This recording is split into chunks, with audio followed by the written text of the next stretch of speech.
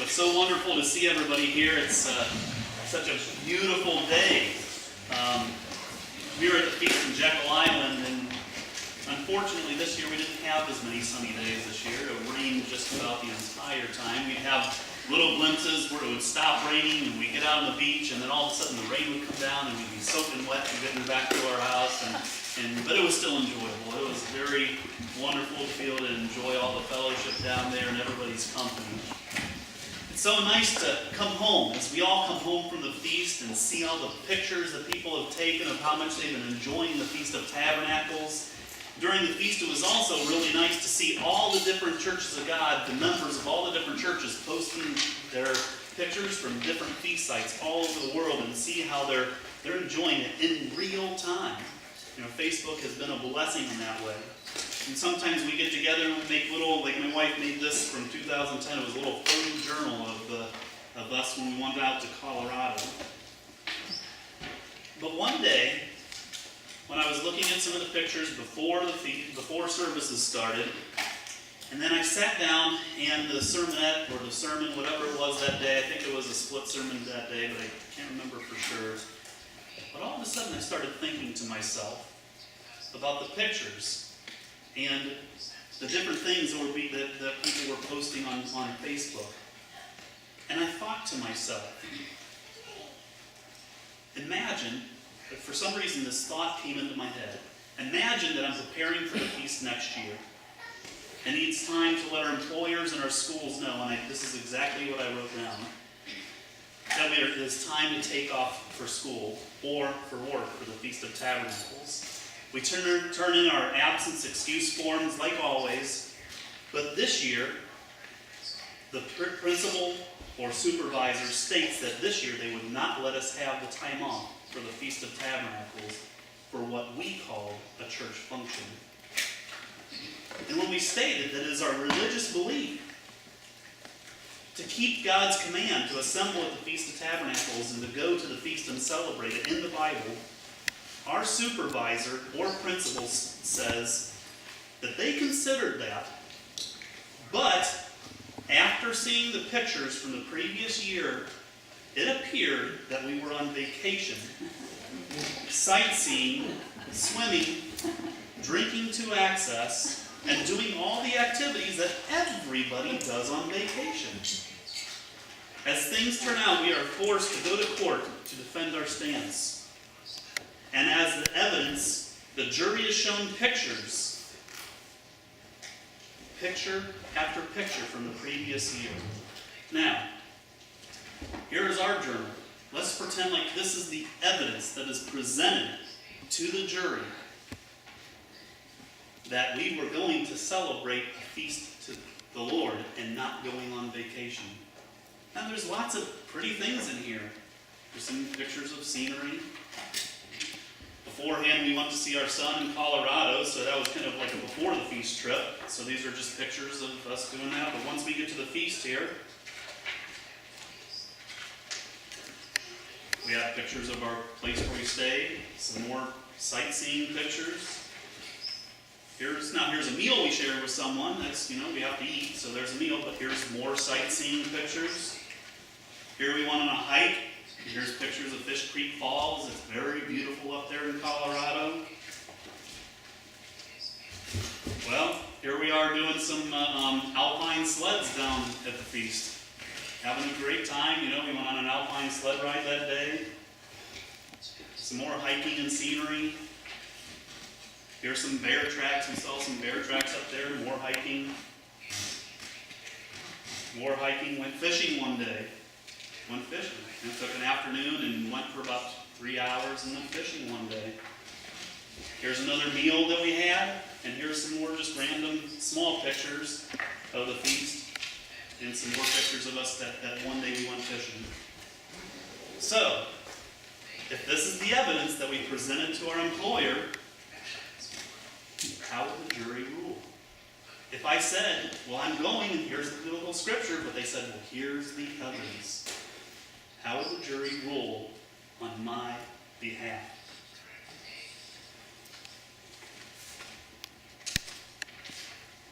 This morning, I looked back at some of the photo albums, and like I just showed you, and to my dismay, it appeared that everything that I would have presented to that jury would have shown that I was on vacation. So today, I would like us all to consider with me, are we taking a vacation or worshiping God at His feast? Today's message, the title is Vacation or Feast. Please do not mistake any of my questioning. I do not believe that we should only be at church during the feast. After all, it is a celebration. We are celebrating Christ's return. It is a wonderful thing to celebrate Christ's return. But the question is, how are we celebrating? And in celebrating the feast, focusing on Jesus Christ, tabernacling with man, are we focusing more on the activities than the worship? So I'm going to just give a scripture here. We don't have to turn here, but it's just in Leviticus 23. It talks about celebrating the Feast of Tabernacles. It shall be a holy convocation. It talks about temporary dwellings in Leviticus 23. 7 days you shall keep the feast, and then on the 8th day there shall be a solemn assembly like the first. You shall make temporary dwellings out of trees, burnt palm trees, and thick trees, and willows, and things like that, to make a little booth, a temporary dwelling for yourself. And then it says to celebrate it for 3 generations. Now, we've all went to Deuteronomy before, where it talks about setting aside the tithe to keep the feast. And it talks about setting aside the increase of your seed from year to year and things like that. But let's all turn over to Deuteronomy 14 and verse 26. And this is the premier scripture that we all turn to when we say, let's have this tithe to go to the feast. Deuteronomy 14 verse 26. It states here, and thou shalt bestow the money for whatsoever your heart desires. Man, that's great. That's really focusing on yourself, just what your heart desires. For oxen, for sheep, for wine, for strong drink. For whatsoever thy soul asketh of thee, thou shalt eat it, therefore before Jehovah thy God. And thou shalt rejoice, and you and your household. So we always focus on that. And so we go to the feast and we spend our money on whatever our heart desires. From this book of our pictures you saw, well, I was in Colorado and I wanted to go to a trout stream and I went fishing. That was what my heart desired. I excused that away. We wanted to go on an alpine slide. That was what my heart desired. We went to an alpine slide. We ate lots of food, really good food. That was what our heart desired. Now, that's part of the command. It's part of celebrating. And is that a bad thing? No.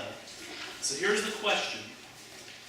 As a percentage of our tithe, do we place more focus on this, verse 26, than in verse 29?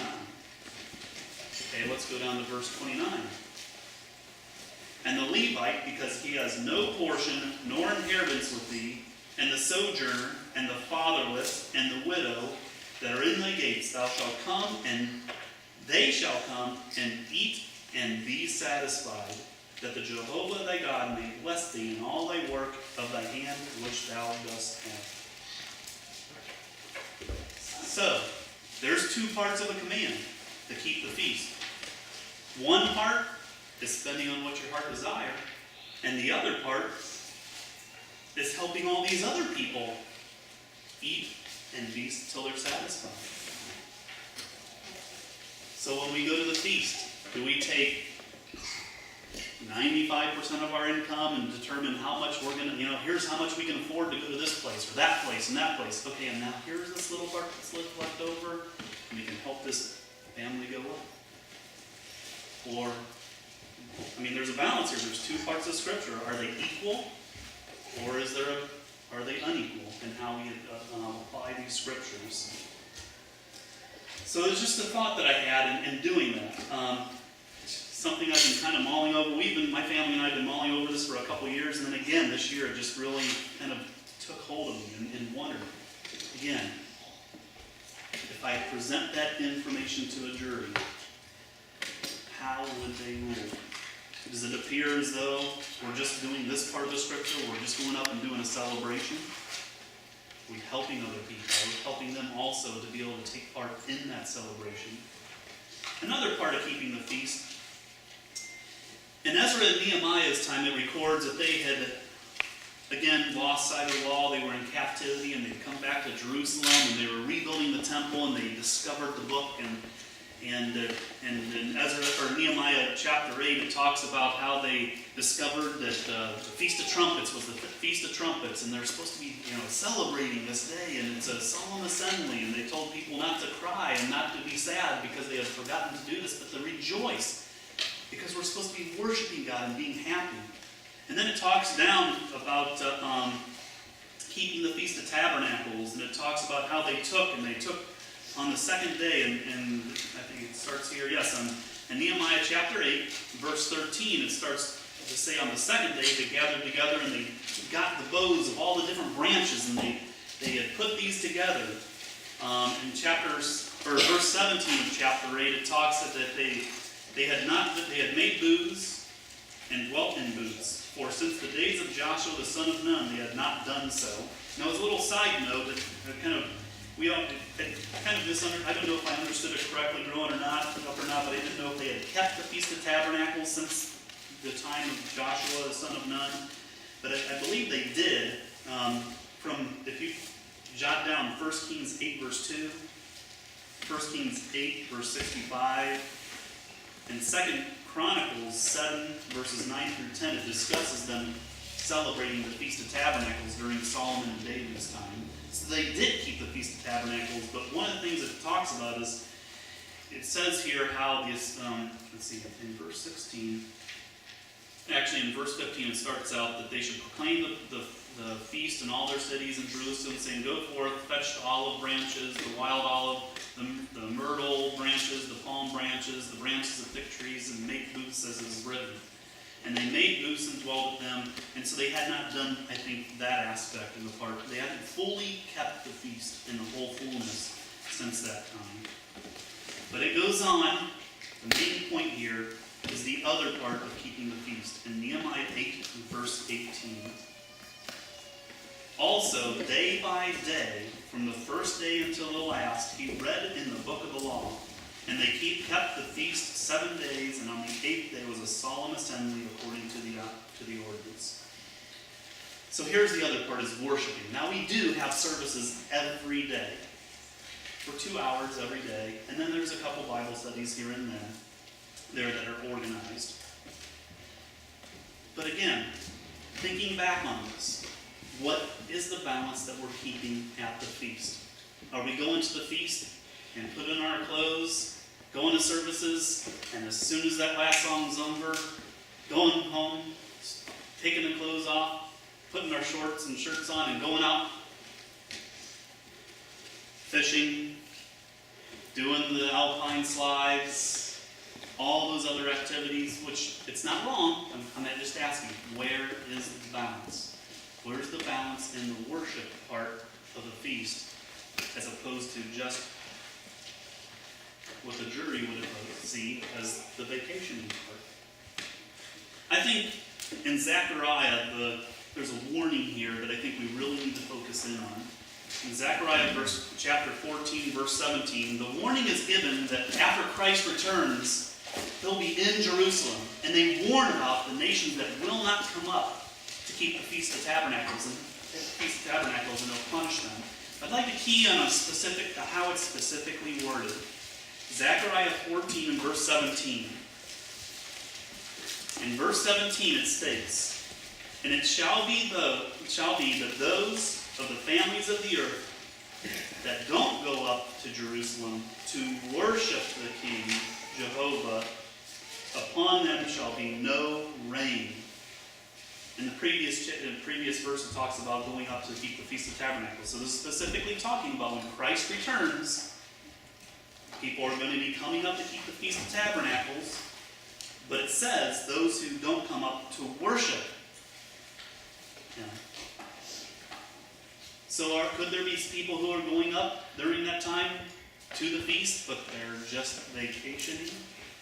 They're not keeping it in the fullness. They're just, maybe they aren't even going up at all. Maybe they're not going up at all, but could some be going up and just having a good old grand time and not going up to worship the King? So some thoughts. If we're picturing the millennium at the feast, what are we practicing to picture what we will do? What we will be doing? So it's a thought that I had. When Christ is sitting on the throne in Jerusalem, and all those nations are going up there, after the tribulation occurs, what are we going to be doing? Growing up, I always heard people say, we go up to keep the feast because there's going to be so much abundance, and that's why we go out and have nice meals, and we go do this, and we have to stay at this nice place. Because Christ is going to provide all this bounty. There's going to be these wonderful things. That is true. But think about this. When the tribulation ends, and Christ is sitting ruling in Jerusalem, what condition is the world going to be in?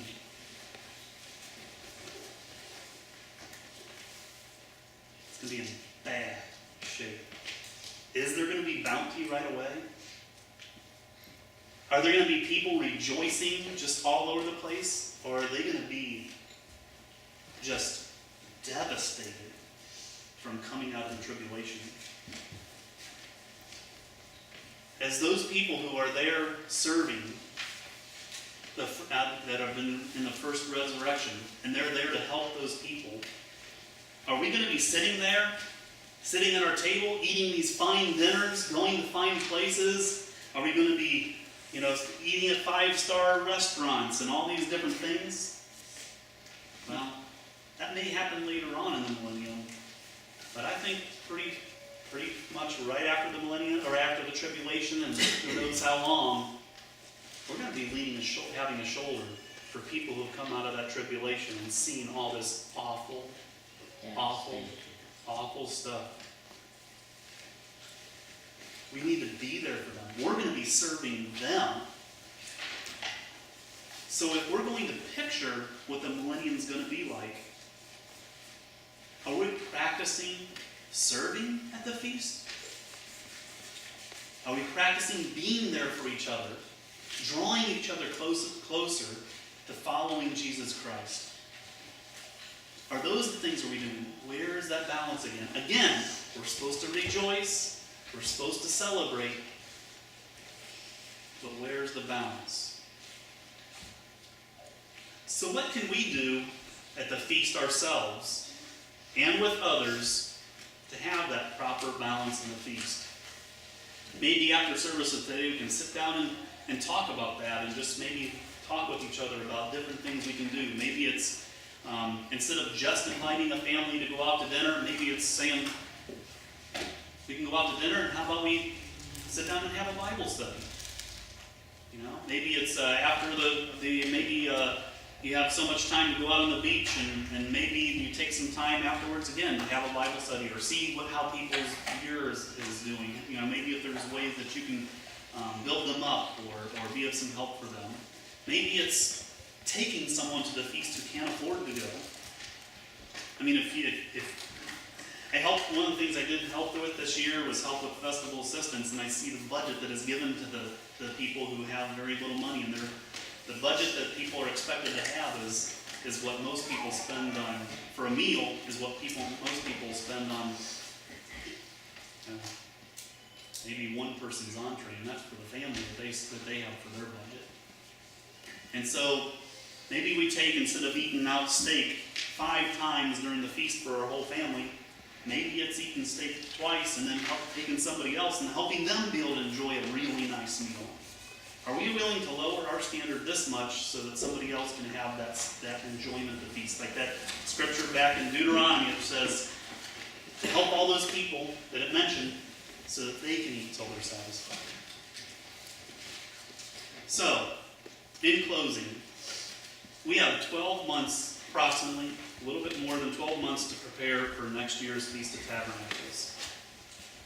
Let's remember the evidence that we're presenting to the jury, if there were one. And let's plan for next year to keep the feast unto the Lord and not unto ourselves. Let us make sure that our schools, our employers, and our friends know that we are simply not going on a 2-week trip, but that we are going to worship the Creator, and hopefully our actions and pictures will reflect